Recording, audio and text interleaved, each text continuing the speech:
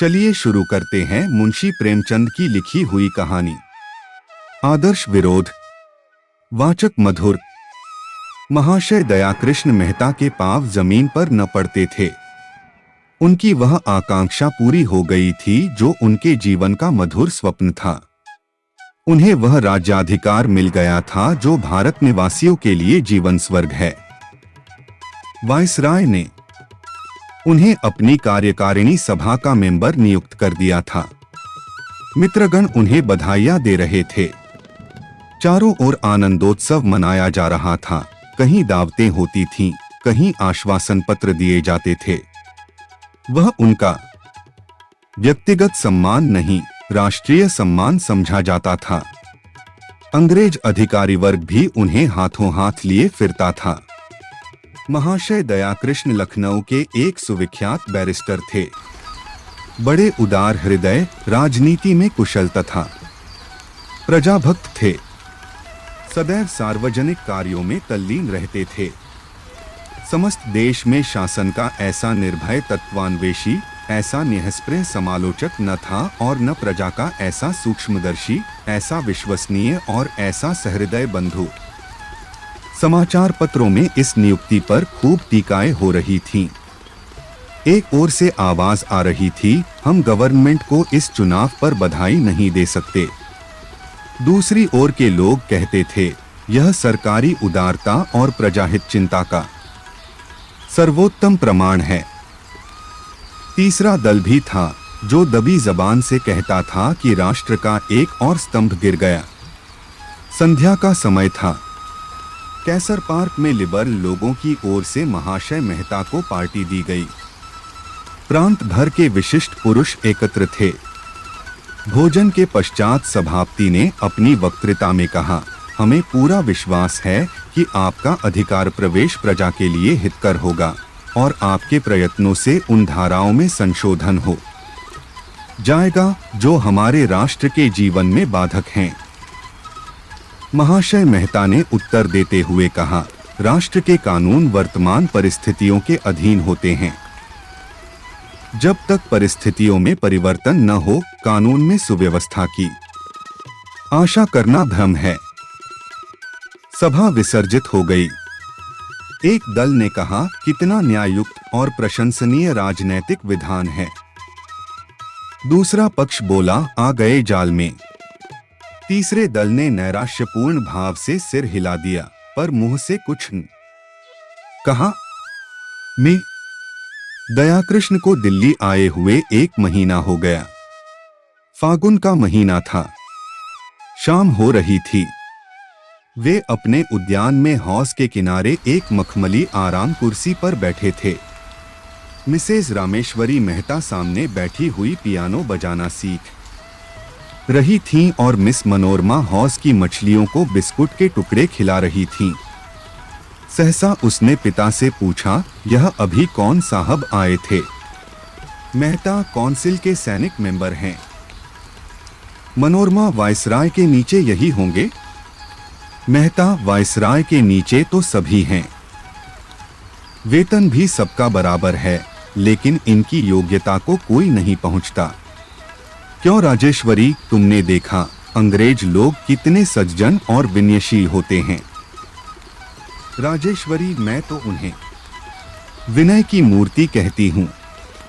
इस गुण में भी ये हमसे बढ़े हुए हैं। उनकी पत्नी मुझसे कितने प्रेम से गले मिली। मनोरमा, मेरा तो जी चाहता था उनके पैरों पर गिर पड़ूं। मेहता, मैंने ऐसे उदार, शिष्ट, निष्कपट और गुणग्राही मनुष्य नहीं देखे। हमारा दया धर्म कहने ही को है। मुझे इसका बहुत दुख है कि अब तक क्यों इनसे बदगुमान रहा। सामान्यतः इनसे हम लोगों को जो शिकायतें हैं, उनका कारण पारस्परिक सम्मिलन का न होना है। एक दूसरे के स्वभाव और प्रकृति से परिचित नहीं। राजेश्वरी, एक यूनियन क्लब की बड़ी आवश्यकता है जहां दोनों जातियों के लोग सहवास का आनंद उठावें। मिथ्याद्वेष भाव के मिटाने का एकमात्र यही उपाय है। मेहता, मेरा भी यही विचार है। घड़ी देखकर 7 बज रहे हैं। व्यवसाय मंडल के जलसे का समय आ गया। भारत निवासियों की विचित्र दशा है। ये समझते हैं कि हिंदुस्तानी मेंबर काउंसिल में आते ही हिंदुस्तान के स्वामी हो जाते हैं और जो चाहे स्वच्छंदता से कर सकते हैं। आशा की जाती है कि वे शासन की प्रचलित नीति को पलट दें, नया आकाश और नया सूर्य बना दें। उन सीमाओं पर विचार नहीं किया जाता है जिनके अंदर मेंबरों को काम करना पड़ता है। राजेश्वरी इनमें उनका दोष नहीं। संसार की यह रीति है कि लोग अपनों से सभी प्रकार की आशा रखते हैं। अब तो काउंसिल के आधे मेंबर हिंदुस्तानी हैं। क्या उनकी राय का सरकार की नीति पर असर नहीं हो सकता? मेहता अवश्य हो सकता है और हो रहा है, किंतु उस नीति में परिवर्तन नहीं किया जा सकता। आधे नहीं, अगर सारे मेंबर हिंदुस्तानी हो तो भी वे नई नीति का उद्घाटन नहीं कर सकते। वे कैसे भूल जावें कि काउंसिल में उनकी उपस्थिति केवल सरकार की कृपा और विश्वास पर निर्भर है। उसके अतिरिक्त वहां आकर उन्हें आंतरिक अवस्था का अनुभव होता है और जनता की अधिकांश शंकाएं असंगत प्रतीत होने लगती हैं। पद के साथ उत्तरदायित्व का भारी बोझ भी सिर पर आ पड़ता है। किसी नई नीति की सृष्टि करते हुए उनके मन में यह चिंता उठनी स्वाभाविक है कि कहीं उसका फल आशा के विरुद्ध न हो। यह वस्तुतः उनकी स्वाधीनता नष्ट हो जाती है। उन लोगों से मिलते हुए भी झिझकते हैं जो पहले इनके सहकारी थे, पर अब अपने उच्छृंखल विचारों के कारण सरकार की आंखों में खटक रहे हैं। अपनी वक्तृताओं में न्याय और सत्य की बातें करते हैं और सरकार की नीति को हानिकर समझते हुए भी उसका समर्थन करते हैं। जब इसके प्रतिकूल वे कुछ कर ही नहीं सकते तो इसका विरोध करके अपमानित क्यों बने? इस अवस्था में यही सर्वोचित है कि शब्दाडंबर से काम लेकर अपनी रक्षा की जाए। और सबसे बड़ी बात यह है कि ऐसे सज्जन, उदार, नीतिज्ञ शुभचिंतकों के विरुद्ध कुछ कहना या करना मनुष्यत्व और सद्व्यवहार का गला घोटना है। यह लो मोटर आ गई, चलो व्यवसाय मंडल में लोग आ गए होंगे। ये लोग वहां पहुंचे तो करतलध्वनि होने लगी। सभापति महोदय ने एड्रेस पढ़ा जिसका निष्कर्ष यह था कि सरकार को उन शिल्पकलाओं की रक्षा करनी चाहिए जो अन्य देशीय प्रतिद्वंद्विता के कारण मिटी जाती हैं। राष्ट्र की व्यावसायिक उन्नति के लिए नए नए कारखाने खोलने चाहिए और जब वे सफल हो जावें तो उन्हें व्यावसायिक संस्थाओं के हवाले कर देना चाहिए। उन कलाओं की आर्थिक सहायता करना भी उसका कर्तव्य है जो अभी शैशवावस्था में हैं, जिससे जनता का उत्साह बढ़े। मेहता महोदय ने सभापति को धन्यवाद देने के पश्चात सरकार की औद्योगिक नीति की घोषणा करते हुए कहा, आपके सिद्धांत निर्दोष हैं, किंतु उनको व्यवहार में लाना नितांत दुस्तर है। गवर्नमेंट आपको सम्मति प्रदान कर सकती है, लेकिन व्यावसायिक कार्यों में अग्रसर बनना जनता का काम है। आपको स्मरण रखना चाहिए कि ईश्वर भी उन्हीं की सहायता करता है जो अपनी सहायता आप करते हैं। आप में आत्मविश्वास, औद्योगिक उत्साह का बड़ा अभाव है। पग पग पर सरकार के सामने हाथ फैलाना अपनी अयोग्यता और अकर्मण्यता की सूचना देना है। दूसरे दिन समाचार पत्रों में इस वक्तृता पर टीकाएं होने लगी। एक दल ने कहा, मिस्टर मेहता की स्पीच ने सरकार की नीति को बड़ी स्पष्टता और कुशलता से निर्धारित कर दिया है। दूसरे दल ने लिखा, हम मिस्टर मेहता की स्पीच पढ़कर स्तंभित हो गए। व्यवसाय मंडल ने वही पथ ग्रहण किया जिसके प्रदर्शक स्वयं मिस्टर मेहता थे। उन्होंने उस लोकोक्ति को चरितार्थ कर दिया कि नमक की खान में जो कुछ जाता है नमक हो जाता है। तीसरे दल ने लिखा, हम मेहता महोदय के इस सिद्धांत से पूर्ण सहमत हैं कि हमें पग पग पर सरकार के सामने दीन भाव से हाथ न फैलाना चाहिए। यह वक्तृता उन लोगों की आंखें खोल देगी जो कहते हैं कि हमें योग्यतम पुरुषों को कौंसिल में भेजना चाहिए। व्यवसाय मंडल के सदस्यों पर दया आती है जो आत्मविश्वास का उपदेश ग्रहण करने के लिए कानपुर से दिल्ली गए थे। चैत का महीना था। शिमला आबाद हो चुका था।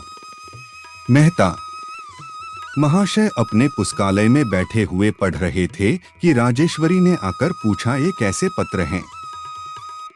मेहता, यह आयव्यय का मसविदा है। आगामी सप्ताह में कौंसिल में पेश होगा। उनकी कई मदें ऐसी हैं जिन पर मुझे पहले भी शंका थी और अब भी है। अब समझ में नहीं आता कि इस पर अनुमति कैसे दूं। यह देखो, 3 करोड़ रुपए उच्च कर्मचारियों की वेतन वृद्धि के लिए रखे गए हैं। यहां कर्मचारियों का वेतन पहले से ही बढ़ा हुआ है। इस वृद्धि की जरूरत ही नहीं, पर बात जबान पर कैसे लाऊं? जिन्हें इससे लाभ होगा वे सभी नित्य के मिलने वाले हैं। सैनिक व्यय में 20 करोड़ बढ़ गए हैं। जब हमारी सेनाएं अन्य देशों में भेजी जाती हैं तो विदित ही है कि हमारी आवश्यकता से अधिक हैं, लेकिन इस मद का विरोध करूं तो कौंसिल मुझ पर उंगलियां उठाने लगे। राजेश्वरी, इस भय से चुप रह जाना तो उचित नहीं। फिर तुम्हारे यहां आने से ही क्या लाभ हुआ? मेहता, कहना तो आसान है पर करना कठिन है। यहां जो कुछ आदर सम्मान है सब हाँ हुजूर में है। वायसराय की निगाह जरा तिरछी हो जाए तो कोई पास न फटके, नक्कू बन जाऊं। यह लो, राजा भद्र बहादुर सिंह जी आ गए। राजेश्वरी, शिवराजपुर कोई बड़ी रियासत है? मेहता, हाँ। 15 लाख वार्षिक से कम आय न होगी और फिर स्वाधीन राज्य है। राजेश्वरी, राजा साहब मनोरमा की ओर बहुत आकर्षित हो रहे हैं। मनोरमा को भी उनसे प्रेम होता जान पड़ता है। मेहता, यह संबंध हो जाए तो क्या? पूछना। यह मेरा अधिकार है जो राजा साहब को इधर खींच रहा है। लखनऊ में ऐसे सुअवसर कहाँ थे? वह देखो, अर्थसचिव मिस्टर काक आ गए। काक मेहता से हाथ मिलाते हुए, मिसेज मेहता, मैं आपके पहनावे पर आसक्त हूँ। खेद है, हमारी लेडियां साड़ी नहीं पहनती। राजेश्वरी, मैं तो अब गाउन पहनना चाहती हूँ। काक, नहीं मिसेज मेहता, खुदा के वास्ते यह अनर्थ न करना। मिस्टर मेहता, मैं आपके वास्ते एक बड़ी खुशखबरी लाया हूँ। आपके सुयोग्य पुत्र अभी आ रहे हैं या नहीं? महाराजा भिंद उन्हें अपना प्राइवेट सेक्रेटरी बनाना चाहते हैं। आप उन्हें आज ही सूचना दे दें। मेहता, मैं आपका बहुत अनुग्रहित हूँ। काक, तार दे दीजिए तो अच्छा हो। आपने काबुल की रिपोर्ट तो पढ़ी होगी। हिज मैजेस्टी अमीर हमसे संधि करने के लिए उत्सुक नहीं जान पड़ते। वे बोल्शेविकों की ओर झुके हुए हैं। अवस्था चिंताजनक है। मेहता, मैं तो ऐसा नहीं समझता। गत शताब्दी में काबुल को भारत पर आक्रमण करने का साहस कभी न हुआ। भारत ही अग्रसर हुआ। हाँ, वे लोग अपनी रक्षा करने में कुशल हैं। काक, लेकिन क्षमा कीजिएगा, आप भूल जाते हैं कि ईरान, अफगानिस्तान और बोल्शेविक में संधि हो गई है। क्या हमारी सीमा पर इतने शत्रुओं का जमा हो जाना चिंता की बात नहीं? उनसे सतर्क रहना हमारा कर्तव्य है। इतने में लंच जलपान का समय आया। लोग मेज पर जा बैठे। उस समय घुड़दौड़ और नाट्यशाला की चर्चा ही रुचिकर प्रतीत हुई। मेहता महोदय ने बजट पर जो विचार प्रकट किए, उनसे समस्त देश में हलचल मच गई। एक दल उन विचारों को देववाणी समझता था, दूसरा दल भी कुछ अंशों को छोड़कर शेष विचारों से सहमत था, किंतु तीसरा दल वक्तृता के एक एक शब्द पर निराशा से सिर धुनता और भारत की अधोगति पर रोता था। उसे विश्वास ही न आता था कि ये शब्द मेहता की जबान से निकले होंगे। मुझे आश्चर्य है कि गैर सरकारी सदस्यों ने एक स्वर से प्रस्तावित व्यय के उस भाग का विरोध किया है जिस पर देश की रक्षा, शांति, सुरक्षा और उन्नति अवलंबित है। आप शिक्षा संबंधी सुधारों को, आरोग्य विधान को, नहरों की वृद्धि को अधिक महत्वपूर्ण समझते हैं। आपको अल्प वेतन वाले कर्मचारियों का अधिक ध्यान है। मुझे आप लोगों के राजनैतिक ज्ञान पर इससे अधिक विश्वास था। शासन का प्रधान कर्तव्य भीतर और बाहर की अशांतिकारी शक्तियों से देश को बचाना है। शिक्षा और चिकित्सा, उद्योग और व्यवसाय गौण कर्तव्य हैं। हम अपनी समस्त प्रजा को अज्ञान सागर में निमग्न देख सकते हैं, समस्त देश को प्लेग और मलेरिया में ग्रस्त रख सकते हैं, अल्प वेतन वाले कर्मचारियों को दारुण चिंता का आहार बना सकते हैं, कृषकों को प्रकृति की अनिश्चित दशा पर छोड़ सकते हैं, किंतु अपनी सीमा पर किसी शत्रु को खड़े नहीं देख सकते। अगर हमारी आय संपूर्णतः देश रक्षा पर समर्पित हो जाए तो भी आपको आपत्ति न होनी चाहिए। आप कहेंगे इस समय किसी आक्रमण की संभावना नहीं है। मैं कहता हूं संसार में असंभव का राज्य है। हवा में रेल चल सकती है, पानी में आग लग सकती है, वृक्षों में वार्तालाप हो सकता है, जड़ चैतन्य हो सकता है। क्या ये रहस्य नित्य प्रति हमारी नजरों से नहीं गुजरते? आप कहेंगे राजनीतिज्ञों का काम संभावनाओं के पीछे दौड़ना नहीं, वर्तमान और निकट भविष्य की समस्याओं को हल करना है। राजनीतिज्ञों के कर्तव्य क्या हैं? मैं इस बहस में नहीं पड़ना चाहता, लेकिन इतना तो सभी मानते हैं कि पथ्य औषधि सेवन से अच्छा होता है। आपका केवल यही धर्म नहीं कि सरकार के सैनिक व्यय का समर्थन करें, बल्कि यह मंतव्य आपकी ओर से पेश होना चाहिए। आप कहेंगे कि स्वयंसेवकों की सेना बढ़ाई जाए। सरकार को हाल के महासंग्राम में इसका बहुत ही खेदजनक अनुभव हो चुका है। शिक्षित वर्ग विलासप्रिय, साहसहीन और स्वार्थसेवी हैं। देहात के लोग शांतिप्रिय, संकीर्ण हृदय, मैं भीरू न कहूंगा, और गृहसेवी हैं। उनमें वह आत्मत्याग कहा, वह वीरता कहा, अपने पुरखों की वह वीरता कहा। और शायद मुझे यह याद दिलाने की जरूरत नहीं कि किसी शांतिप्रिय जनता को आप 2-4 वर्षों में रणकुशल और समरप्रवीण नहीं बना सकते। जेठ का महीना था, लेकिन शिमले में न लू की ज्वाला थी और न धूप का ता। महाशय, मेहता विलायती चिट्ठियां खोल रहे थे। बालकृष्ण का पत्र देखते ही फड़क उठे, लेकिन जब उसे पढ़ा तो मुखमंडल पर उदासी छा गई। पत्र लिए हुए राजेश्वरी के पास आए। उसने उत्सुक होकर पूछा, बाला का पत्र आया? मेहता, हाँ, यह है। राजेश्वरी कब आ रहे हैं? मेहता, आने जाने के विषय में कुछ नहीं लिखा, बस सारे पत्र में मेरे जातिद्रोह और दुर्गति का रोना है। उसकी दृष्टि में मैं जाति का शत्रु, धूर्त, स्वार्थांध, दुरात्मा सब कुछ हूँ। मैं नहीं समझता कि उसके विचारों में इतना अंतर कैसे हो गया।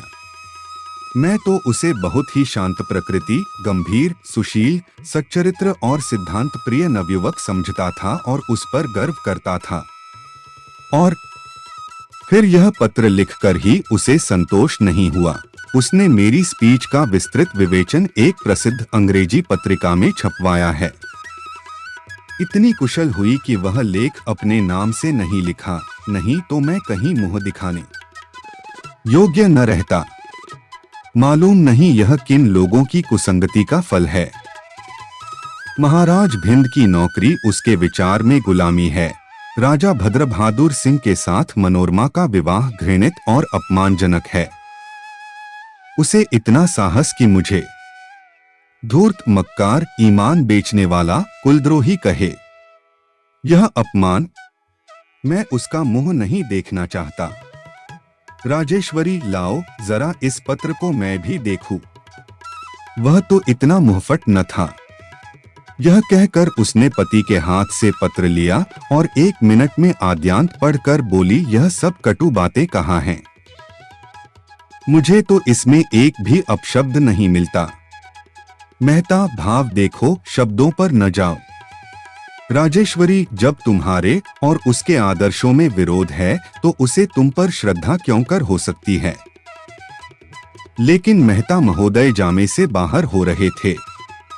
राजेश्वरी की सहिष्णुतापूर्ण बातों से वे और जल उठे। दफ्तर में जाकर उसी क्रोध में पुत्र को पत्र लिखने लगे, जिसका एक एक शब्द छुरी और कटार से भी ज्यादा तीखा था।